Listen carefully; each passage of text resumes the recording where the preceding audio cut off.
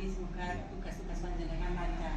Ya, ini terkait tugas saya sebagai guru penggarap di modul 3, yaitu tentang pengambilan keputusan. Ini nanti saya akan mengajukan berbagai pertanyaan kepada Siapa? ya. Saya mulai Bu sekarang. Ya, silakan Pak Roni. Ini yang pertama Bu, selama ini bagaimana Ibu dapat mengidentifikasi kasus yang merupakan dilema etika atau bujukan moral? Alhamdulillah Pak Roni, pertanyaan panjenengan itu bagus sekali. Nah, saya sebagai pemimpin kepala sekolah di SD Negeri 1 Banturejo ini selalu dihadapkan dengan berbagai masalah yang sulit diputuskan. Namun dengan demikian kami tidak berputus asa. Kami akan cepat untuk mengambil tindakan manakala masalah itu harus segera diselesaikan. Mungkin begitu Pak Roni. Untuk yang kedua Bu, selama ini bagaimana Ibu menjalankan pengambilan keputusan di sekolah, terutama untuk kasus di mana ada dua kepentingan yang sama-sama benar atau sama-sama mengandung nilai kebajikan? Nah, ini sebagai kepala sekolah juga merasa dilema Pak. Sama-sama masalah ini bagus semua maksudnya. Iya. Nah, namun tidak lepas dari musyawarah dengan Bapak Ibu Guru bahwa keputusan ini pun kami tidak sepihak Pak, sehingga keputusan yang kami ambil ini sesuai dengan kita sepakati bersama, dan kita juga mendengarkan masukan dari Bapak Ibu Guru. Kami selalu ingin menggali sejauh mana masalah ini terjadi di sekolah ini, sehingga kami ingin sekolah ini menjadi kondusif. Begitu Pak Roni. Untuk selanjutnya Bu, langkah-langkah atau prosedur seperti apa yang biasa Ibu lakukan selama ini? Langkah-langkah dalam kasus ini, yang pertama tentunya kami mencari respon dari Bapak Ibu Guru, masukannya. Kemudian kami mengadakan kami istilahnya lidik Pak. Kami ingin ke lapangan, apakah benar ini dari hati saya, ingin tahu. Kemudian saya memanggil Bapak Ibu Guru untuk memberikan masukannya seperti ini, dan endingnya yang terakhir kami adakan rapat bersama untuk menyelesaikan masalah ini supaya tidak terjadi terulang kembali, sehingga sekolah ini nanti kita mempunyai kesepakatan yang tidak bisa dilanggar. Untuk selanjutnya Bu, hal-hal apa saja yang selama ini Ibu anggap efektif dalam pengambilan keputusan pada kasus-kasus dilema etika? Keputusan yang saya anggap efektif dalam pengambilan keputusan dilema etika ini, memang kami agak dilemanya begini Pak. Di sisi lain ini sudah benar, di sisi A benar, di sisi B benar. Nah, dalam kebenaran ini kami tidak bisa bekerja sendiri tanpa adanya kesepakatan bersama Bapak Ibu Guru. Nanti kita wujudkan dan kita patuhi bersama, sehingga di sini tidak ada oh ini aku yang benar, oh ini aku yang salah, tidak. Jadi sekolah ini tidak sebagai ajang untuk adu debat yang tidak ada ujungnya. Inginnya saya nanti mendapatkan hasil yang betul-betul merupakan hasil kesepakatan bersama dan dipatuhi bersama. Kemudian Bu, hal-hal apa saja yang selama ini merupakan tantangan dalam pengambilan keputusan pada kasus-kasus dilema etika? Ini tantangannya luar biasa Pak Roni, karena di sini itu sekolahnya besar, tenaganya itu 17 dan mempunyai kepribadian yang berbeda, tidak sama antara guru A, guru B ini tidak sama, sehingga kami ini harus bisa membaca sifat profilnya tiap-tiap guru itu sudah saya baca, saya kuasai, dan kita mempunyai trik bahwa sekolah di sini itu mempunyai harapan yang sama. Harapannya apa? Sekolah di sini mari kita bekerja dan di sini ingin mendapatkan sekolah yang unggul dan bermutu. Ini modalnya kita ini bersatu.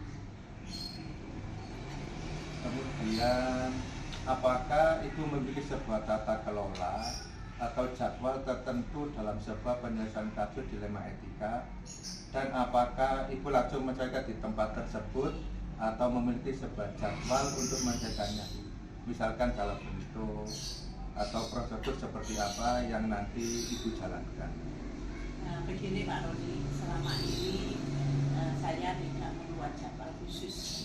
Saya pertimbangkan bila mana ada suatu masalah yang harus segera diselesaikan, ya saya mengambil tindakan yang cepat dan tegas.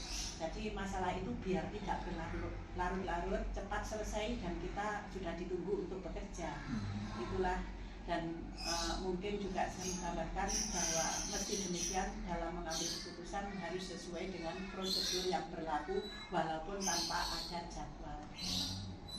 Kemudian selanjutnya, adakah seseorang atau faktor yang selama ini mempermudah atau membantu Ibu dalam pengambilan keputusan dalam kasus dilema etika?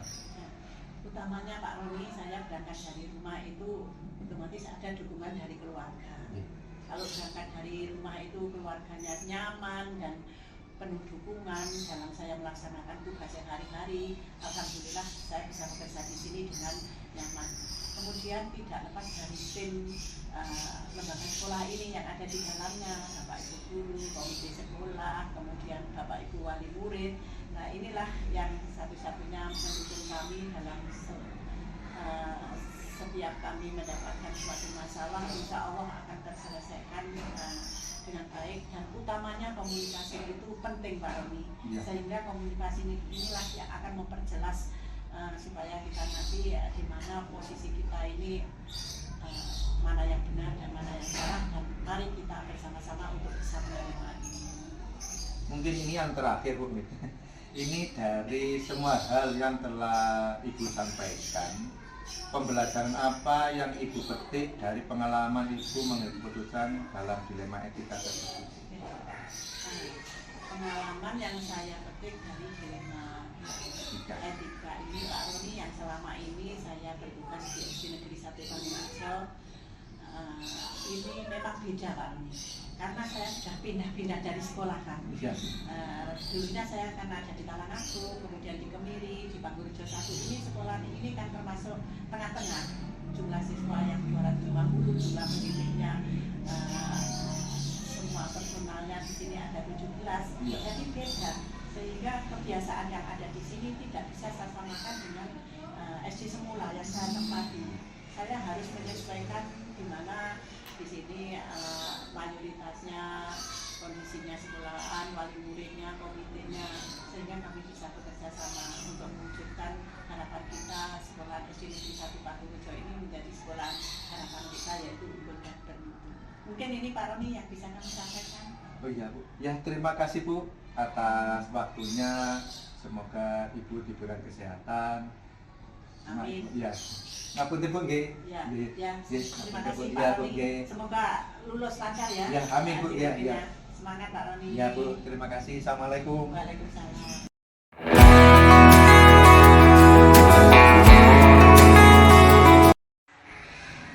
Assalamualaikum Bapak. Ngapunten saya mengganggu waktu dengan Bapak. Iya, nggak apa-apa Pak Roni.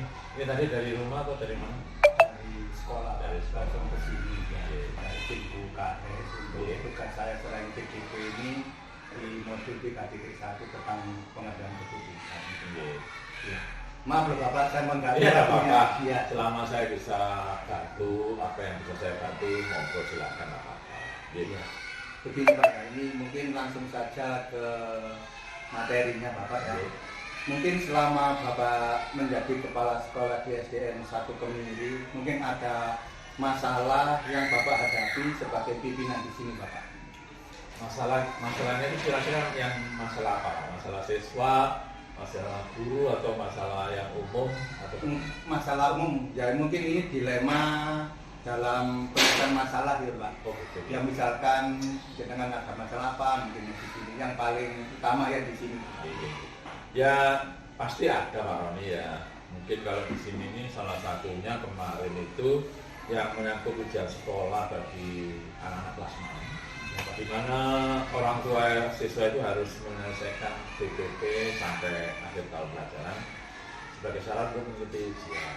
Nah, di situ harus juga menjadi syarat untuk pengambilan ijazah. Nah, sampai jadwal ujian berlangsung itu masih ada loh Pak Roni, orang tua siswa yang ada di SD Kemiri ini yang boleh dikatakan belum mampu lah, atau belum ada dana atau mungkin niat untuk menyelesaikan administrasi. Nah, dari permasalahan tersebut kami sebagai kepala sekolah ini ya mengalami dilema di mana saya itu tentunya kan harus berhadapan dengan komite, dengan yayasan, karena ya itu tadi salah satunya harus menyelesaikan administrasi keuangan anak-anak tersebut. Dan di pihak lain siswa saya ini sementara kan sudah harus mengikuti ujian ini, apalagi sudah puasa sudah dekat dan sebagainya ya. Sehingga sebagai syarat kelulusan ya itu tadi harus administrasi anak-anak baik itu dalam bentuk berkas maupun keuangan juga sudah harus selesai sebelum mereka menyelesaikan ujian. Begitu Pak Ramya. Ada masalah. Mungkin lantas ini Pak ya, keputusan apa yang Bapak ambil pada saat itu mengenai yang misalkan tadi yang diutarakan Bapak tadi? Ya pertama mungkin saya panggil Pak Eko ya. Kebetulan Pak Eko ini kan wali kelas 6 gitu. Jadi saya panggil, terus saya coba rencanakan kalau Pak Eko nanti menghubungi orang tua siswa yang mengenai pelunasan atau pembayaran administrasi yang masih terkendala, di mana nanti saya mohon kepada Pak Eko tolong dicarikan waktu yang tepat. Kalau memang harus dikumpulkan ya kita kumpulkan, kalau kita harus datang ke rumahnya ataupun harus berkunjung ke rumah masing-masing orang tua karena kesibukan orang tua dan sebagainya, ya kita coba datangi. Nanti Pak Eko bisa saya temani ke masing-masing orang tua siswa saya. Namun sebelumnya saya juga harus memberikan surat ya kepada orang tua yang menyatakan bahwa siswa-siswi atau putra-putrinya itu masih ada kekurangan di hal yang tadi saya kemukakan itu, agar nanti bisa hadir ke sekolah ya guna penyelesaian yang terbaik.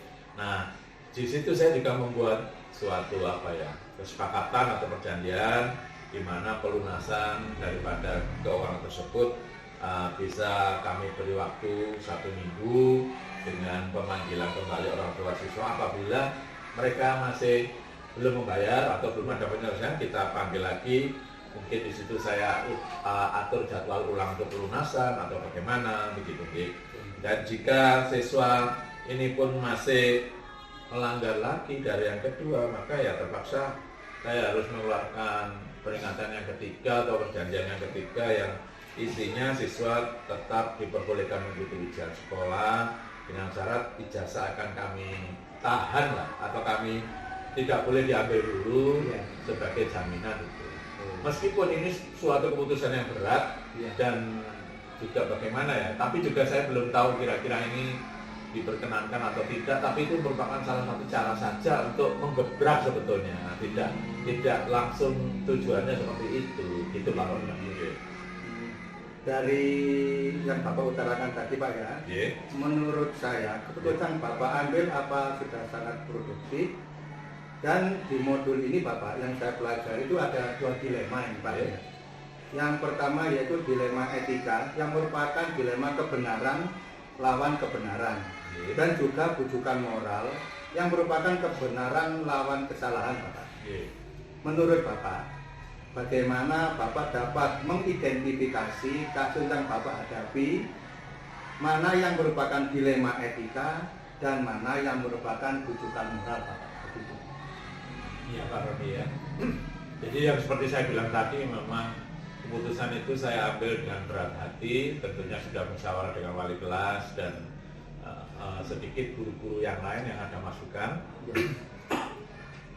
Meskipun saya sudah membuat keputusan seperti itu, tentunya tidak bisa diterima 100% oleh semua pihak yang terlibat. Baik saya, baik guru kelas wali kelas 6, atau mungkin juga orang tua wali murid, dalam hal ini juga muridnya ya. Karena ya itulah, maka dari itu saya harus melihat dulu kasusnya. Nah, jika kasus tersebut bisa menyangkut masalah hukum, menurut saya itu bisa masuk ke bujukan moral.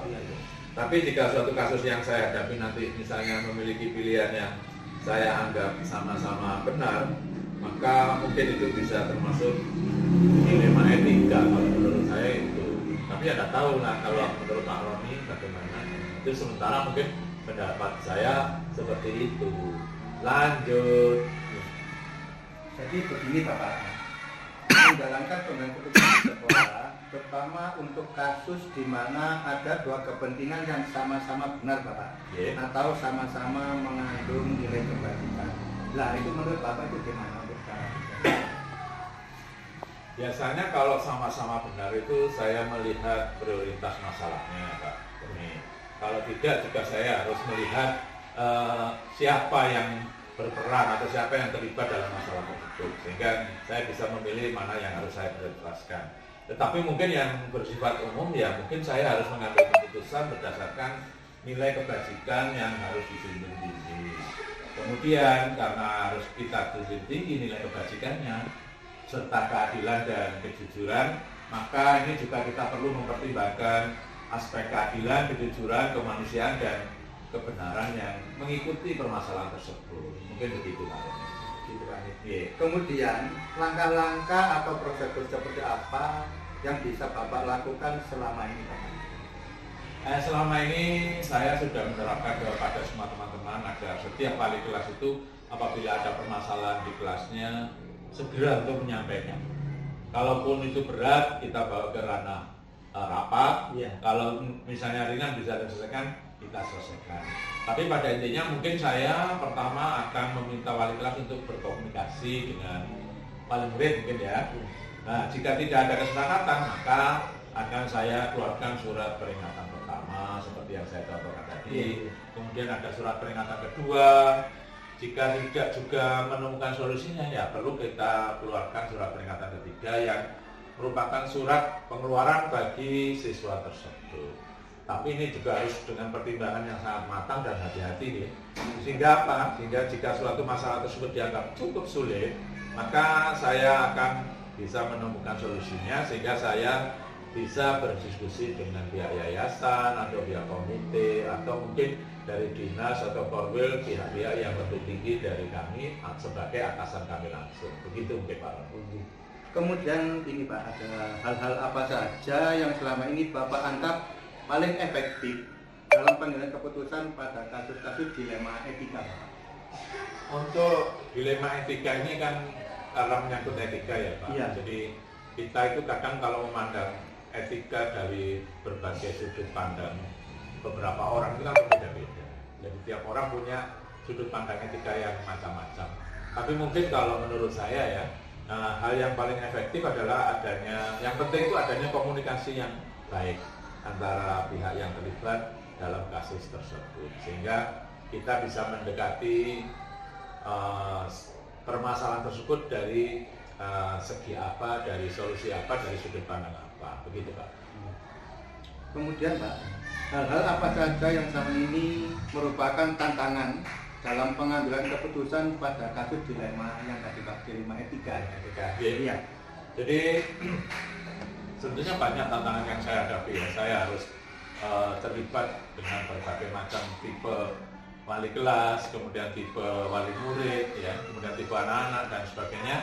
Namun tantangan yang saya hadapi yang paling berat itu menurut saya yaitu jika tidak adanya keterbukaan di antara kita ya, yang dapat menimbulkan kondisi dari suatu pihak itu bisa misalnya tidak terpenuhi oleh kondisi pihak lainnya, maka kasus dilema etika ini dibutuhkan keterbukaan dari semua pihak untuk menyelesaikan masalah tersebut.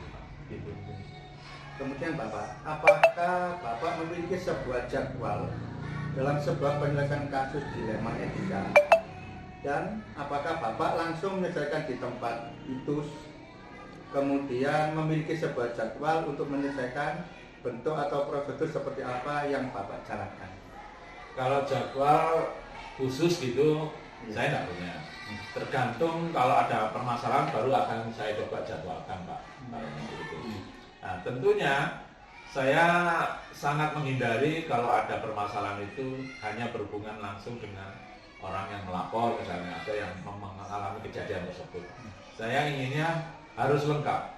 Siapa yang terlibat harus hadir untuk saya selesaikan bersama-sama. Saya tidak bisa mengambil satu persatu atau bagaimana. Nah misalnya sudah dikemukakan kalau ada permasalahan seperti ini, baru saya jadwalkan. Jadi ketika itu ada jadwal tertentu untuk menyelesaikan masalah, kan di situ diketahui kira-kira masalah ini bisa selesai berapa kali pertemuan, berapa kali penyelesaian gitu. Maka di situ dibuatkan jadwal tertentu. Jadi dalam pengambilan keputusan biasanya kami akan menerapkan sesuai dengan prosedur yang ada pada surat peringatan 1, surat peringatan 2, hingga sampai dengan surat peringatan 3, di mana jangka waktu pengeluarannya itu biasanya setiap surat peringatan itu 1 minggu atau 1 minggu per surat peringatan. Begitu Pak. Mungkin adakah seseorang atau faktor yang selama ini mempermudah atau membantu Bapak dalam pengambilan keputusan dalam kasus tersebut Pak? Ya selama ini saya banyak masukan dari pengawas, dari rekan-rekan sesama kepala sekolah ya, juga dari rekan-rekan di gugus yang juga saya sering repoti, saya sering sambati kepada beliau-beliaunya. Dan juga menurut saya ini yang penting adalah keyakinan daripada saya sendiri ya, yang ada di dalam diri saya sendiri. Saya harus yakin betul bahwa yang menjadi faktor terkuat dalam mengambil suatu keputusan itu memang harus saya gitu. Tapi jika tidak benar, maka kita tidak perlu takut dengan segala konsekuensi dari segala peraturannya. Seperti yang tadi saya contohkan kepada jenengan kan, bagaimana mengatasi permasalahan administrasi keuangan anak kelas 6 yang belum selesai ketika ujian sudah mau mendekati. Maka ya saya buat ketentuan seperti itu. Jadi saya yang coba ini. Meskipun saya harus tahu resiko apa yang harus saya hadapi terhadap keputusan yang sudah saya buat. Tentunya sebelumnya ya harus saya pertimbangkan dulu keputusan saya keluarkan itu. Begitu Pak. Mungkin ini yang terakhir Bapak. Oh iya, apa-apa. Dari semua hal yang telah jenengan sampaikan tadi Pak, pembelajaran apa yang dapat Bapak petik dari pengalaman Bapak dalam mengambil keputusan dilema etika itu Pak? Jadi begini, karena saya itu juga baru ya menjadi kepala sekolah, tentunya belum mengenal beberapa hal permasalahan. Nah ini kebetulan jenengan kesini otomatis juga menambah wawasan saya tentang dilema etika. Bahwa yang permasalahan yang seperti tadi itu termasuk dalam dilema etika. Nah ini kalau menurut saya pembelajaran yang bisa saya petik adalah komunikasi yang baik serta keterbukaan daripada suatu kondisi permasalahan itu sangat diperlukan dalam menyelesaikan masalah dengan cepat agar didapatkan solusi yang terbaik dari beberapa pihak yang bermasalahkan. Mungkin itu seperti yang jenengan bilang tadi, memang menurut saya ini banyak kebenaran dalam permasalahan dan banyak juga yang tidak benar dalam permasalahan tersebut. Kadang-kadang kalau kita tidak tepat dalam mengambil keputusan dalam menyelesaikan itu juga akan merugikan beberapa pihak. Itu mungkin yang bisa saya kemukakan tentang perihal apa yang bisa saya petik dari kasus dilema etika ini. Mungkin begitu Pak.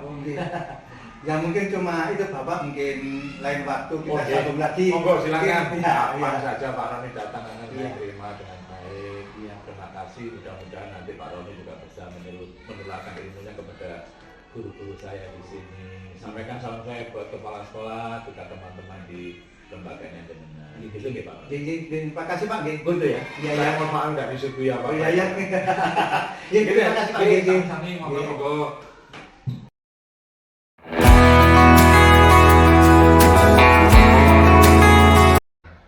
Mungkin ini tugas dari guru besar saya Pak. Ya.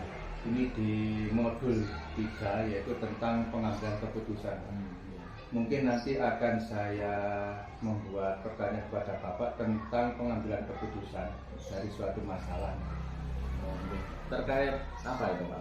Mungkin terkait yang benar di masa di sekolah ini yang utama itu nanti apa gitu Pak? Berarti untuk tugas dari modul 31 ini tentang apa ya?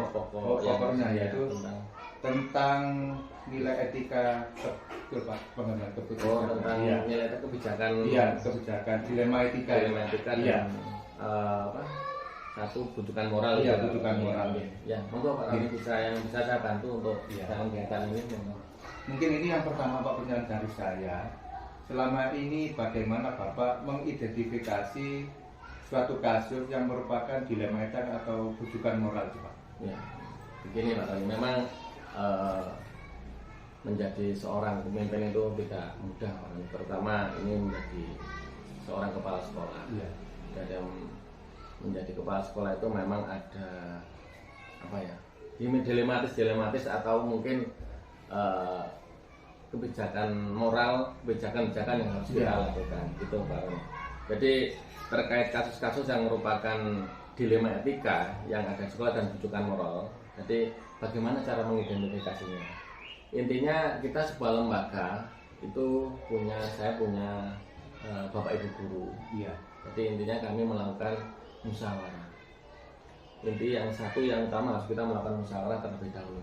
Jadi untuk mengantisipasi dilema etika yang tadi kita bicarakan dalam rapat-rapat guru atau mungkin forum-forum meeting dengan Bapak Ibu guru, bagaimana menyikapi hal-hal yang berkaitan dengan dilema etika. Nah, sebagai contoh ini yang mendasar saja Pak Roni ya, misalkan tentang kedisiplinan ya. Intinya kita sebagai kepala sekolah harus apa ya?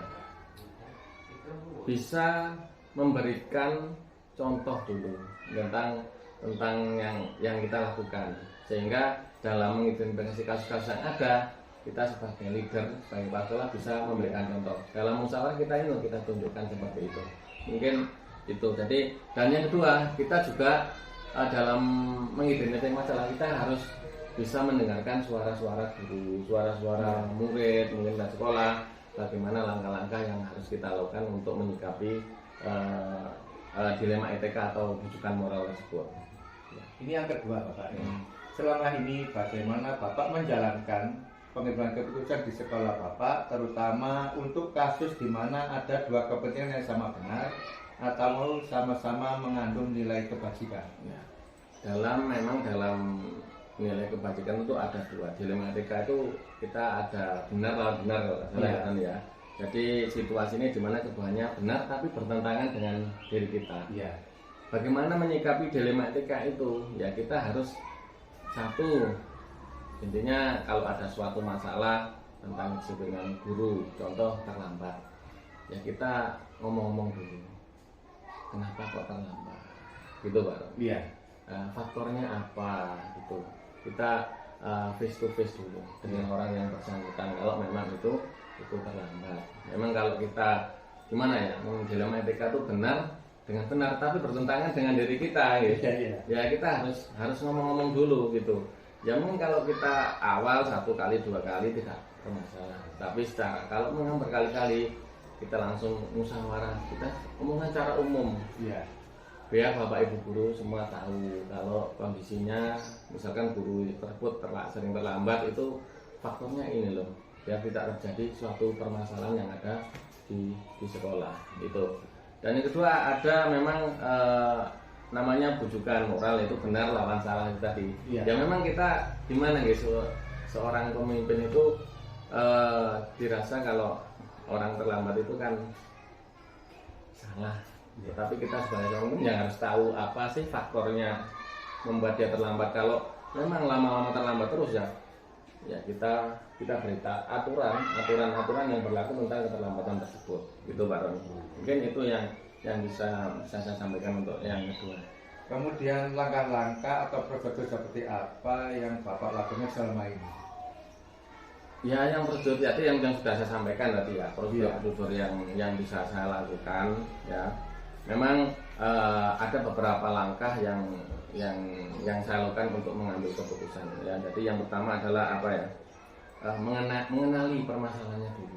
Kita kenali dulu, identifikasi, kenali permasalahan dulu. Kemudian tentukan siapa yang terlibat. Ya, langkah-langkah yang kita lakukan betul. Terus selanjutnya mencari fakta-fakta, mengumpulkan fakta. Fakta-fakta apa yang terjadi di lapangan, gitu. Fakta apa yang terjadi di lapangan dari permasalahan tersebut. Kemudian kita uji benar apa salah, kebenarannya gitu. Terus kita lihat juga paradigma yang ada di lingkungannya. Kemudian kita ambil keputusan yang kita ambil itu memang benar-benar tepat atau tidak tepat, seperti itu.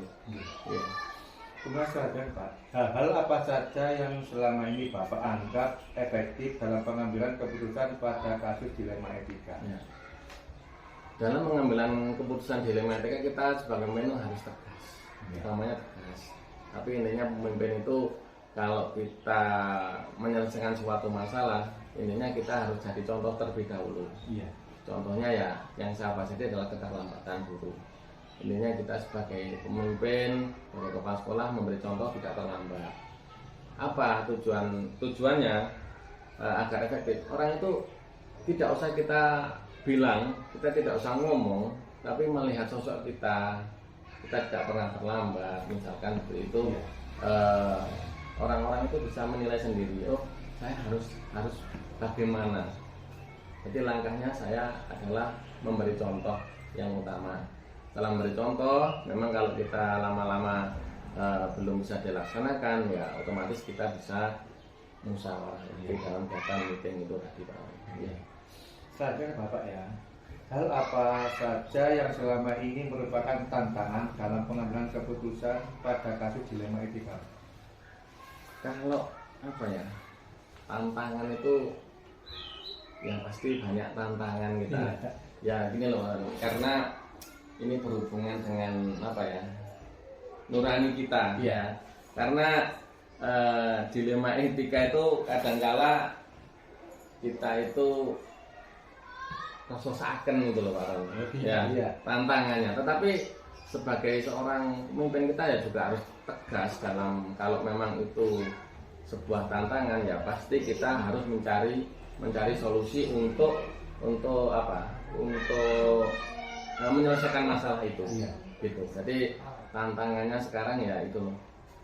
Kalau kita ke guru itu memang rasa kasihan yang selama ini saya rasakan, tetapi ya itu tadi kita kembalikan setiap permasalahan pasti ada solusi itu Pak Roni. Selanjutnya Bapak ya, apakah Bapak memiliki sebuah tata kelola atau jadwal tertentu dalam sesuai penyelesaian kasus dilema etika?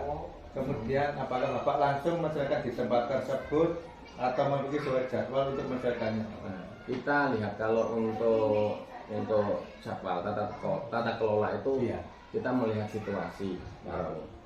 Kalau memang itu bisa kita selesaikan secara langsung, kita selesaikan secara langsung, ya, secara ya intinya ya omong dengan individu tersebut dengan baik, ya. Terus kalau memang itu tidak bisa kita selesaikan, mungkin butuh masukan dari orang lain, dari teman, ya kita jadwalkan kapan waktunya kita musyawarah atau mungkin pertemuan guru bisa kita selesaikan dalam kegiatan tersebut untuk menyelesaikan kasus dilema etika tersebut. Ya, itu Pak Roni. Tapi tidak ada jadwal khusus lah. Ya. Kemudian adakah faktor yang selama ini mempermudah atau membantu Bapak dalam pengambilan suatu keputusan dalam dilema etika? Kalau faktor yang yang selama ini mempermudah atau membantu saya dalam pengambilan keputusan itu adalah satu faktornya adalah kondusivitas guru yang ada di sekolah. Ya. Jadi dengan adanya kondusivitas guru yang selama ini yang ada di sekolah saya ini contohnya, setiap masalah itu pasti dapat diselesaikan dengan kekondusivitasan itu. Jadi kita enak itu loh Pak Roni. Jadi dengan kondisivitas yang ada di sekolah, dengan saling omong-omongan, ya mungkin kita dengan jagongan model-model seperti itu pada waktu istirahat omong-omong itu kita lebih enak dengan menjaga seperti itu. Jadi faktor-faktor itu yang mempermudah saya dalam menyelesaikan kasus-kasus dilema etika yang ada di sekolah saya. Gitu. Mungkin ini yang terakhir Bapak. Dari semua hal yang telah Bapak sampaikan, yaitu pembelajaran apa yang dapat Bapak petik dari pengalaman Bapak mengambil suatu keputusan dilema etika? Ya. Jadi pembelajaran yang saya petik dari dilema etika ini sebenarnya banyak sekali Pak. Ya. Jadi banyak sekali. Jadi memang secara umum kalau dilema etika itu yang pernah saya lihat itu memang ada 4 paradigma mungkin ya. Yang pertama kalau dalam situasi dilema etika itu ada yang pertama adalah kalau nggak salah mungkin Pak Roni sedang pelajarinya dari modul ini ya. itu juga saya baca malah sebelum dengan wawancara. Jadi ada 4 paradigma. Jadi individu lawan kelompok. Ini ada pertentangan antara individu melawan kelompok. Jadi ini juga menjadi pembelajaran saya bagaimana menyelesaikan antara individu lawan kelompok ini tadi, antara satu orang dengan guru yang ada ini menyelesaikannya bagaimana. Itu dengan cara musyawarah itu tadi. Kemudian paradigma yang kedua dalam dalam dilema etika ini mungkin rasa keadilan lawan rasa kasihan. Jadi pada prinsipnya pembelajaran yang saya peroleh, jadi kalau memang kita melanggar aturan lama-lama ya kita harus ada konsekuensinya ya. Jadi siapa yang melanggar aturan harus ada konsekuensi ya. Mungkin konsekuensinya ya seorang guru kan sudah paham kode etiknya apa konsekuensi yang bisa dipetik dari kegiatan yang sudah dilaksanakan itu ya. Terus pembelajaran yang terakhir yang saya petik adalah intinya satu, dilema etika mudah kok. Intinya yang penting kita bisa menjaga kondusivitas keluarga guru-guru kita. Jadi untuk penyelesaian masalah itu lebih mudah dengan berkondisivitas ini. Sekolah kita bagaimana kita membuat sekolah kita itu nyaman, bagaimana membuat kita itu dengan guru-guru itu tenang, dengan siswa-siswa tenang itu. Jadi intinya semoga saja tidak terjadi permasalahan lagi. Seperti itu Pak. Ya mungkin cukup sekian Bapak. Ya terima kasih untuk waktunya. Semoga Bapak diberikan kesehatan dalam menjalankan tugas Pak. Terima kasih. Ya Ya mungkin kalau